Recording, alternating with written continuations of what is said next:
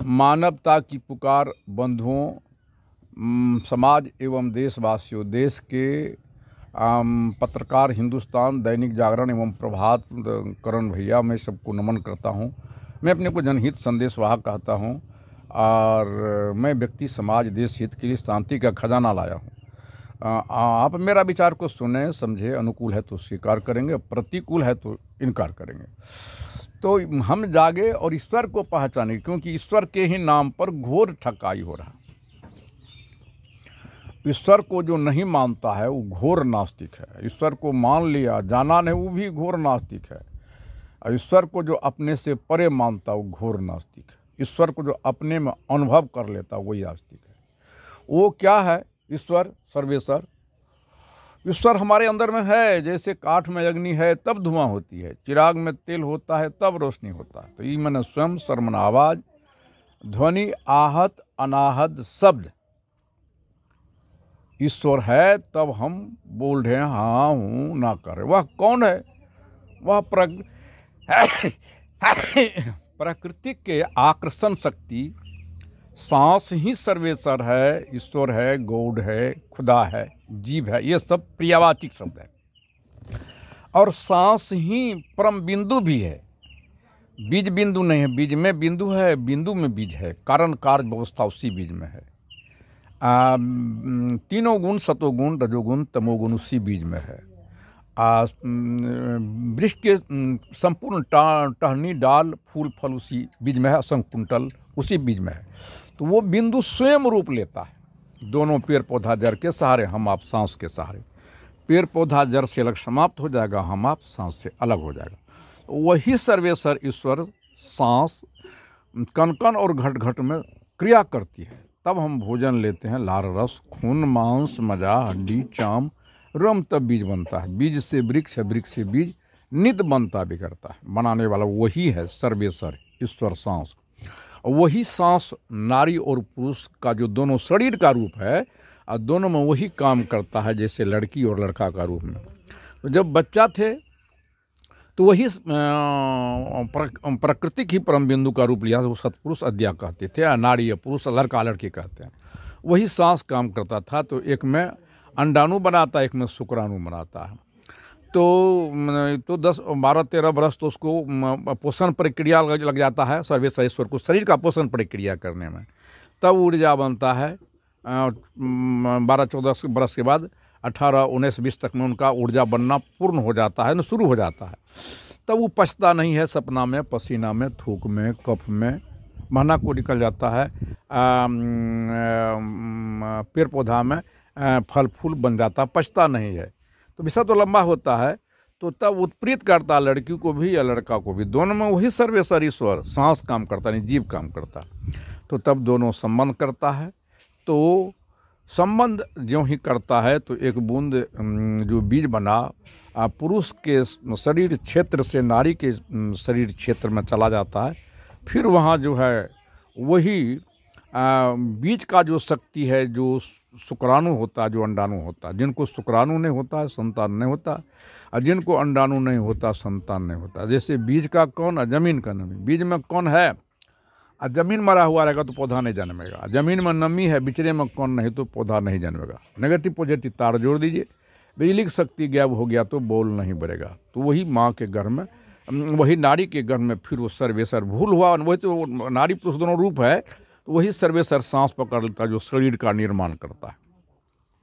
वैसे संत कबीर साहब इसी को कहते हैं, चदरिया झीनी झीनी बीनी, इंगला पिंगला ताना भरनी, सुखमन तार से बीनी चदरिया झीनी झीनी, अष्टकमल दल चरखा डोले, 5 तत्गुण तीनी चदरिया झीनी झीनी बीनी, साईं को सियत 9-10 मास लागे, ठोक ठोक के बीनी चदरिया सो चादर। आज की ये पारखी कबीर साहब जोर दे के कहते, एक कहूँ तो है नहीं, दो कहूँ तो गाड़ी है, जैसा रहे तैसा देखो हृदय विचारी। एक कहते हैं तो एक ही गर्भ में निर्माण होता, नहीं कहते तो नहीं बनता। असंख्य गर्भ में निर्माण हुआ। कौन निर्माण कर रहा है? वही सर्वेश्वर ईश्वर सांस निर्माण करता। कन सांस जहाँ रुक जाएगा ना, निर्माण वहीं रुक जाएगा। तो पूछिए, इसका बोध होता राम भद्राचार्य को या देवकी नंदन अनिरुद्धाचार्य को। उसी सर्वेश्वर ईश्वर का सांस का सत्ता चेतन आत्मा है, प्रत्यक्ष है।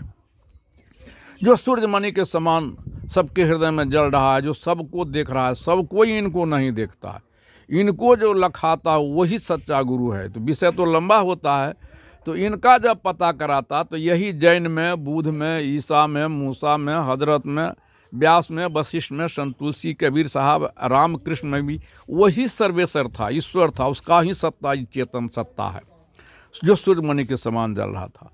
और उन्हीं का वही सर्वेश्वर ईश्वर जो काम करता है, वो जो हम लेते हैं भोजन, उसी से लार रस खून मांस मजा हड्डी चाम रोम तब बीज बनता है।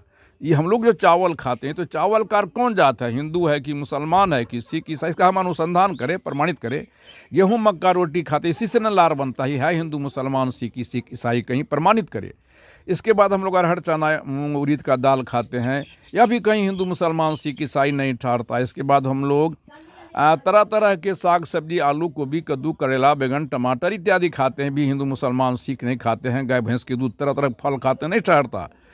आइए नक से सीख तक हम अनुसंधान करें। बाल है हिंदू मुसलमान तो प्रमाणित कर दे, मैं उसका चरणों का धूली बन जाऊँगा। बाल भी हिंदू मुसलमान सिख ईसाई नहीं ठहरता है।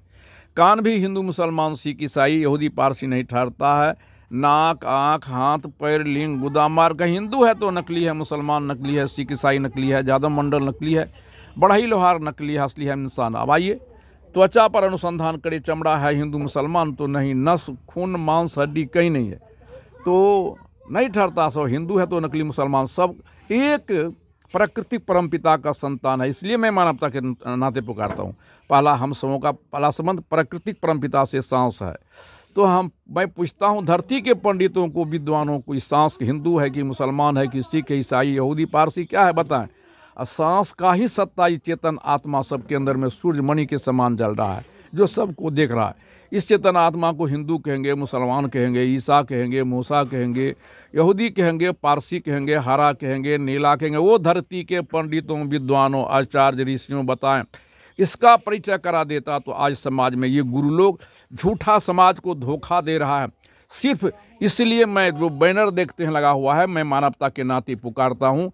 और मैं समाज के किसी भी जाति धर्म सांप्रदायिकता के मानने वाले लोग हों, मैं सबों को निवेदन करके बुलाता हूं कि हम सब जीवन जागृति सांस्कृतिक संत कबीर ज्ञान गोष्ठी केंद्र में आवे।